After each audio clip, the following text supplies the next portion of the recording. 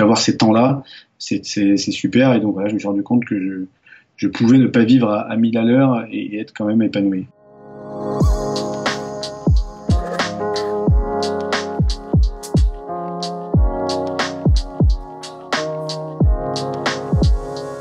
Je suis assez positif dans la perception que j'ai du monde, et donc aussi en cette période de confinement, parce qu'on va en sortir, on va évidemment en sortir, qu'on peut voir le verre à moitié plein ou le verre à moitié vide. Moi, j'ai vu énormément d'innovation, énormément de solidarité, énormément d'engagement dans la société, et en France et à l'étranger.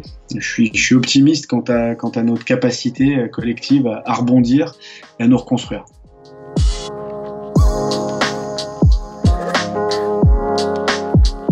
Moi, j'ai surtout appris que ça faisait du bien et que je pouvais être heureux même quand je travaillais pas 15 heures par jour et que je passais pas mon temps à réfléchir à comment créer des choses, entreprendre, innover, développer, partager, et que de temps en temps avoir un peu de temps uniquement pour soi, et notamment avec ma femme et mon fils, en fait c'est quand même génial.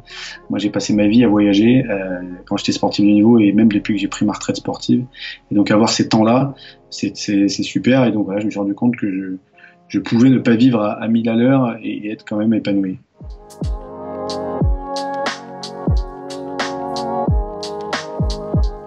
C'est de privilégier toujours ce temps de qualité que là j'ai avec ma femme et mon fils. Ça reste une priorité.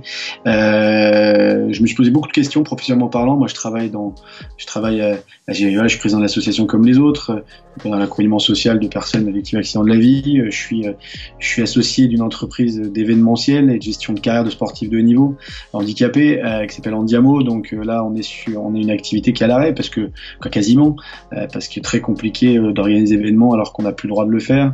Je suis producteur, et donc aujourd'hui aller tourner des films, donc produire, tourner, réaliser, très compliqué tant qu'on nous laisse pas à nouveau le faire. Je fais des conférences, mais je fais pas des conférences en ligne, même si c'était des choses que je développerais.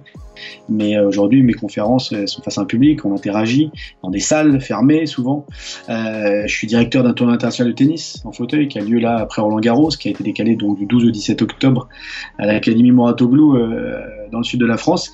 Et pareil, on peut nous annoncer en juin, juillet, août que tous les événements sportifs internationaux seront annulés. Donc je suis obligé aussi à un moment de me réinventer. Et donc oui, je me pose la question depuis quelques temps, et je travaille à me diversifier dans ce que je fais, tout en conservant mon engagement d'entreprendre globalement pour des causes d'intérêt général, mais de simplement changer un petit peu de format.